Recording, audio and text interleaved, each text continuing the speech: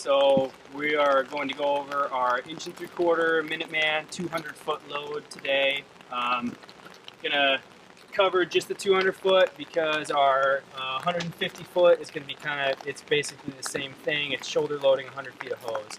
So as you can see here, our hose load is set up so that even if the nozzle's not on this side, we can still pull it. The nozzle's off the other side.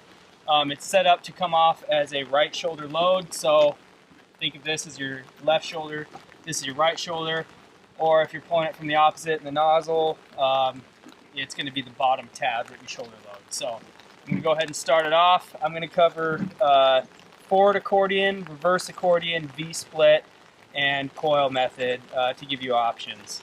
So first I'll do the forward accordion.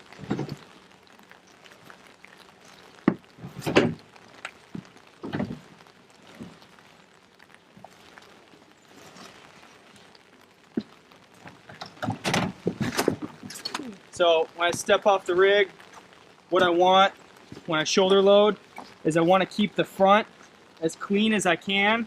I usually pinch the top right here. I want about down to my waist, maybe a little, just a touch higher. So that way when I travel, I'm like so with my hand placement. And as soon as this pulls tight, it flips off and doesn't take the whole bundle with it. So step around, grab my flake here, and make sure everything hits the deck, but I hold on to the flake. And I should have everything hit the deck behind me. And now I'm going to hold on to the flake as I travel. For a forward accordion, it's a quick way to get your nozzle and your hose flaked out to the door, straight into the door with the coupling right at the door for your backup man. It does have its limitations though. If you have to go around objects, you have hose trailing behind you. It needs to be straight in with no obstructions between you and the door. So that's kind of where its application ends. But we'll cover how to get over that later. So when I go to do a forward accordion, what I want to do is grab the middle bite or somewhere around the middle. It doesn't have to be perfect. And then I grab the middle bite with my left hand, and then the nozzle with my right hand, and then I just dump everything off my shoulder while holding on to the middle bite and the nozzle and pull forward. So remember that I need to be a pretty good distance away from the door when I do dump this, or else I'm going to end up with excess. So take my nozzle here and my bite, dump it on the ground.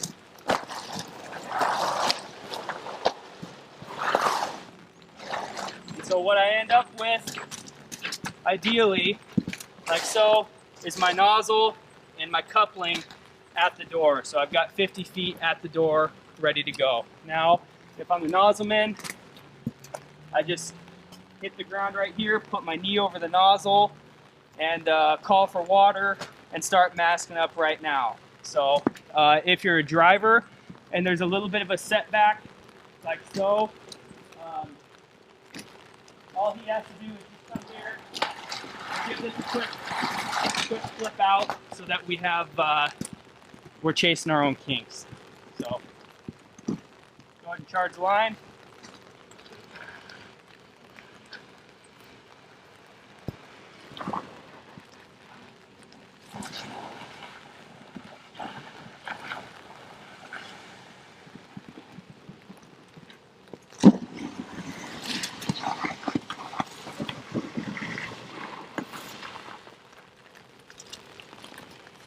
So once our line's charged, I got my mask on and I'm getting ready to go in.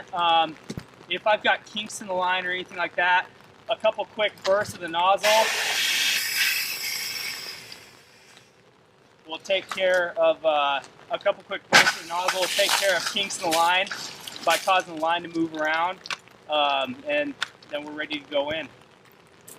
Alright, so now that we covered the forward accordion, we're going to go and cover the reverse accordion. The application for this is going to be when you come up on your objective, when there's not a straight shot to it. If I was to walk up here and I turn a corner around a building and my door of entry is right in front of me, I don't have enough room to drop and pull everything forward. Or if I'm at kind of an awkward angle, a lot of times for me, I like to enter as close to the hinge side as I can, because it kind of helps me eliminate a corner going inside. So I want to set myself up straight on with the door, if not a little bit towards the hinge side. Or if I'm looking at the outside of the building, I want to set up to where I'm feeding the hose towards the meat of the house. So I come up on the door, it's right here. I don't have enough room to drop my hose and pull forward, so I'm going to do a pull back or a reverse accordion.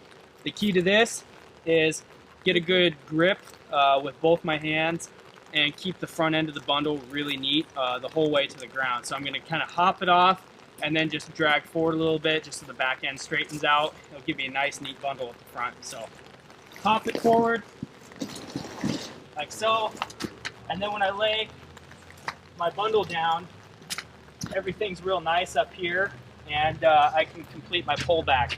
So I'm going to take a look at my door. Like I said, straight on, if not a little bit to the hinge side.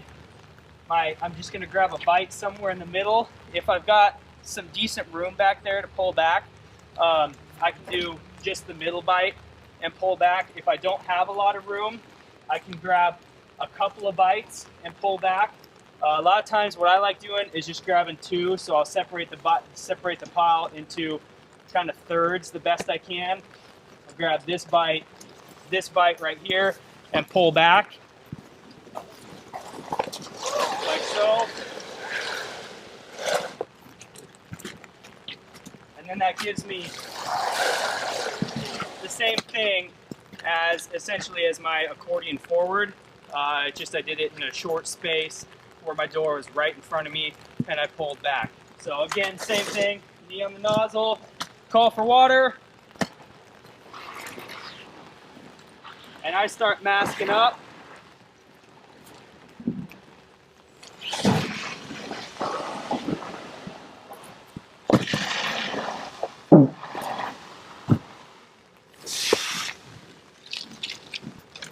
So again, if I've got any kinks that I'm worried about in my line, as I'm doing my AVP check or my nozzle check, just give it a couple bursts.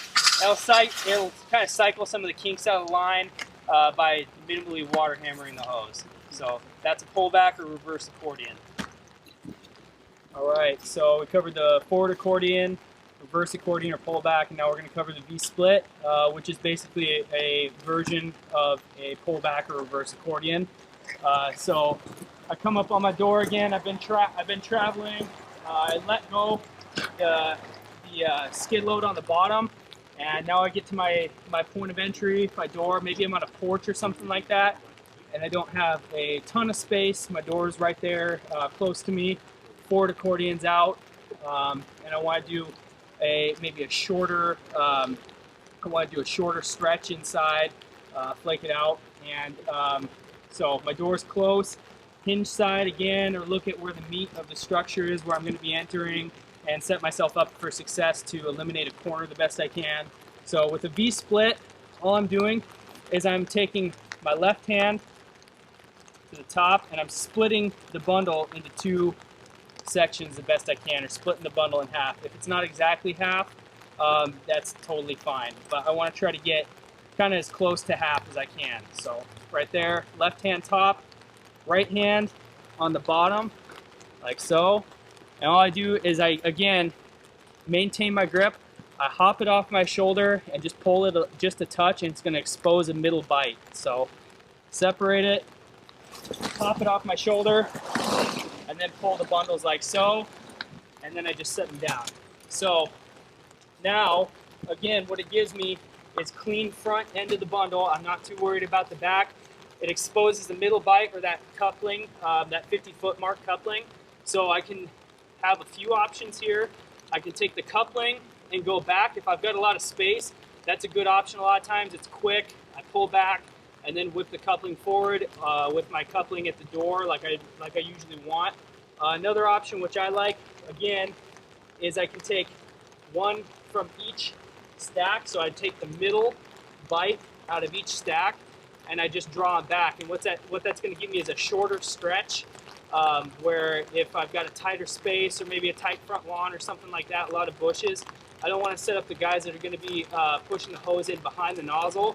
I don't want to set them up to have to get around a lot of stuff and have it bind on stuff outside. So each one of these, and I just pull back.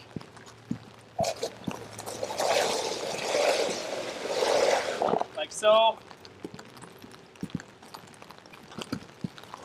And my coupling's at the door. So it gives me about a 25-foot section right here, nice and tight to the door. Call for your water, kneel on your nozzle.